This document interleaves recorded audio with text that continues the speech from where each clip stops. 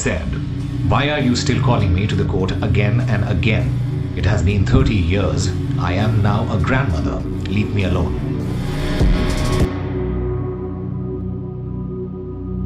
हम लोगों को चाहिए कि हम घूमने जाएं, गोवा, मनाली, अरुणाचल जैसे जगह। कुछ लोगों को आइलैंड पसंद होते हैं। एक आइलैंड क्या होता है? समुद्र के बीच हो, अच्छे खासे पेड़ हो, थोड़े जानवर हो। लेकिन इंसान भी तो जानवर ही है। एप्स्टीन आइलैंड राजस्थान का आइलैंड से क्या लेना देना है? कुछ लोगों ने मिलकर राजस्थान में अजमेर शहर को एप्स्टीन आइलैंड बना दिया था।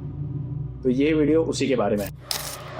Was one of India's biggest sex scandal, and a lot of people are not aware about it at all. Case where nearly 100 teenage girls were sexually abused laid bare a toxic mix of religious reach and political impunity. When police themselves are not aware, how do you expect civilians to be aware about such things? बहुत ही प्रभावशाली लोग हैं। बहुत से पहलुओं से अपन कहते हैं कि किसी के प्रभाव को यदि आप आंकलन करें तो उसको सोशली, इकोनॉमिकली, रिलीजियसली, पॉलिटिकली, ऐसे मतलब आप कई एंगल्स को आप उनको देखते हैं। जो इसका ओरिजिन स्टोरी है वो है 90s में। सावित्री स्कूल की लड़की थी, 12th क्लास में पढ़ती थी, पढ़ाई में बहुत अच्छी थी। एक दिन इसके पापा पूछते हैं कि बेटा तुझे आगे क्या करना है? कहती है आगे क्या, अभी तो मुझे दुनिया घूमनी है। नहीं बेटा फिर भी।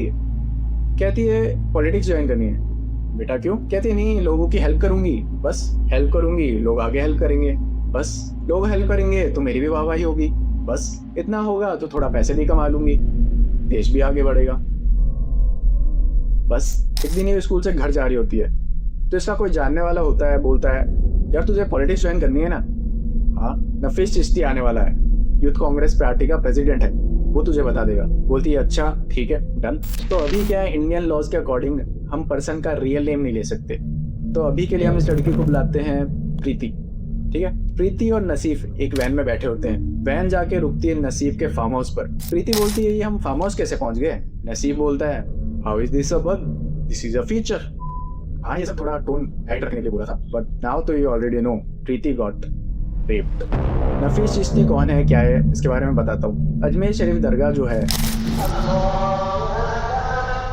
उसमें जो जायरीन आते हैं जियारत करने, उनकी देखभाल का काम होता है खादिम फैमिली का, और इसी फैमिली का हिस्सा था नफीस चिश्ती। प्लस ये पॉलिटिक्स में भी था, और लोगों का कहना है कि बेसिकली एक गुंडा ही था जो शुरू में दोस्तों के साथ गाड़ियों में घूमता रहता था, और इसी डर से ये पार्टी का वाइस प्रेसिडेंट भी बनाया था इसको।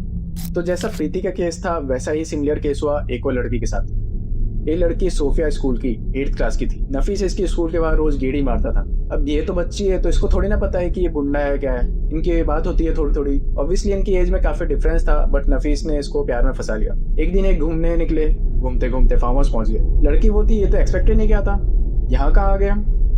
नफीस बोलता है how is this a bug, this is a feature. तो मतलब ऐसे ही थोड़ा मतलब मजाक मस्ती चलती रहती है इनकी। लड़की भी कंफर्टेबल हो जाती है, और जब इसका गार्ड डाउन होता है Nafees forced her into sex. Photos निकाल लेता है, और यहाँ से गेम स्टार्ट होता है ब्लैकमेलिंग का।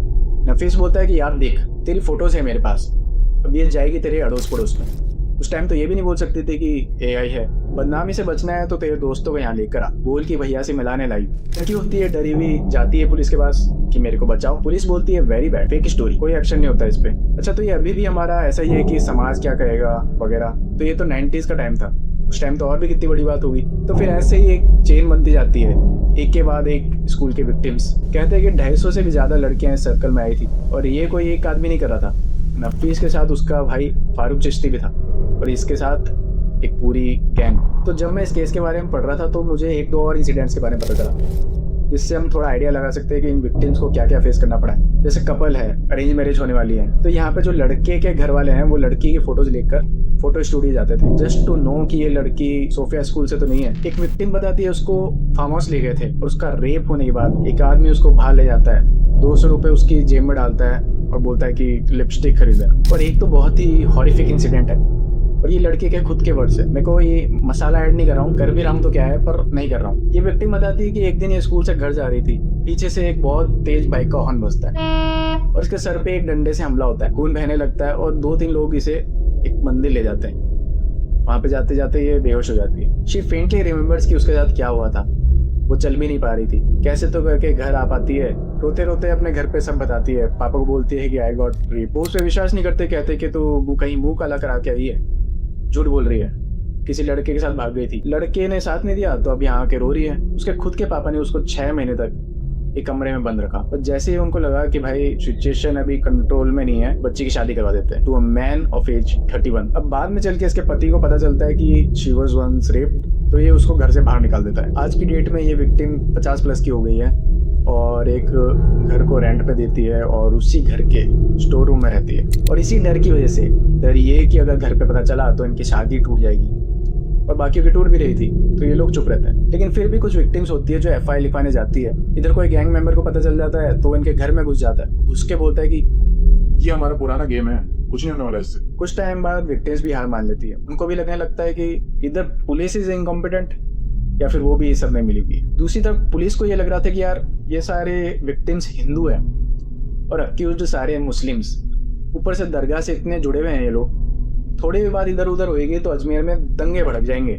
स्टार्टिंग में मैंने बताया था कि इन विक्टिम्स का नंबर 200-250 क्रॉस कर गया था, तो अक्यूज ने जो इनके फोटोज लिए होंगे वो भी बहुत ज्यादा होंगे।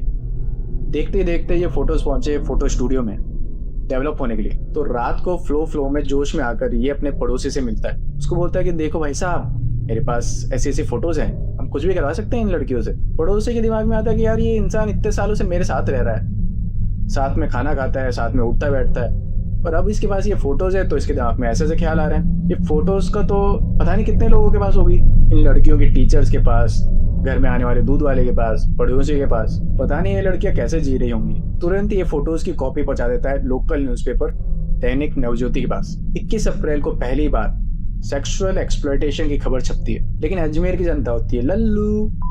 15 मई को एक और रिपोर्ट आती है, और इस बार कई सारी ब्लर्ड फोटोज के साथ। फोटोज में होती है एक यंग लड़की विद बैड चेस्ट, और लड़की का सिर्फ फेस ब्लर्ड होता है। ये न्यूज आते ही लोग गुस्से में आ जाते हैं, कारें जला देते हैं, और इससे पहले की सिचुएशन बेकाबू हो 3 दिन का लॉकडाउन लगता है अजमेर में। फटफट 19 लोगों को किडनैपिंग अबडक्शन के मामले में कस्टडी में लिया जाता है। कोर्ट में जाते हैं, जज बोलता है कि भाई विटनेस कहाँ है, जब विक्टिम्स तो लेकर आओ। पुलिस के पास सबसे बड़ी दिक्कत यही होती है कि जो विक्टिम्स हैं, जो लड़कियां हैं, वो अब बाहर नहीं आना चाहती। पुलिस के पास जो स्टार्टिंग में एक विक्टिम आई थी रिपोर्ट लिखवाने, तो पुलिस ढूंढती है उसको, पर अभी एक न्यू आइडेंटिटी के साथ रहती है। कहती है कि सर आप लोग गलत बंदी ढूंढ लिए, मैं तो वो हुई नहीं। तो ये लोग इनके घर जाते हैं सिविलियन ड्रेस में। इनकी पोती गेट खोलती है, पुलिस कहती है कि आपकी दादी का जो पर्स था वो खो गया था, वो लौटाने आए। और अब इस विक्टिम का रो रो के बुरा हाल हो जाता है। सब कुछ बताती है, बोलती है ठीक है सर मैं आऊँगी कोर्ट में गवाही देने। पुलिस बोलती वेरी गुड। ऐसा कर करके पुलिस को 30 विक्टिम्स मिलते हैं, लेकिन एंड में आते आते सोसाइटी और घर के प्रेशर के कारण सिर्फ 2 विक्टिम्स बचते हैं। वो विक्टिम्स बोलती है, हेलो मेरी गुलगुलू, पुलपुलू, शुनू पुनू, मोटका टीटू, अभी तक खाना नहीं खाया? जल्दी से खा लो, नहीं तो मेरा छोटा सा दिल टेंशन में आ जाएगा। चलो।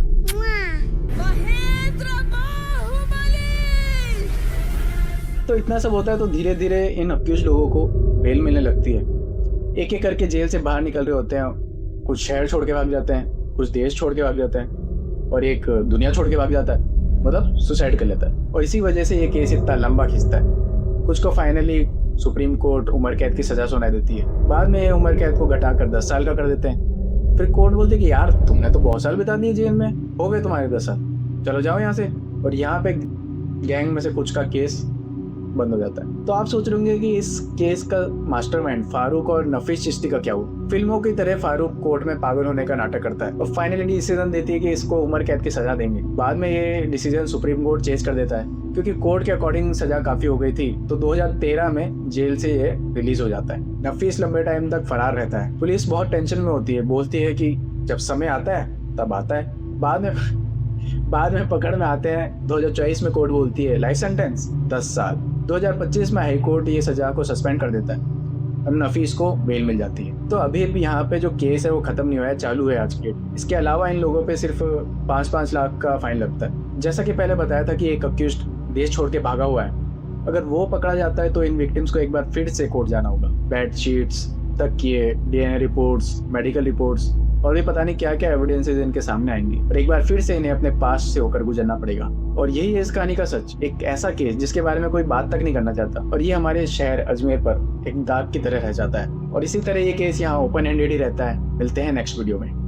Bye bye bye bye.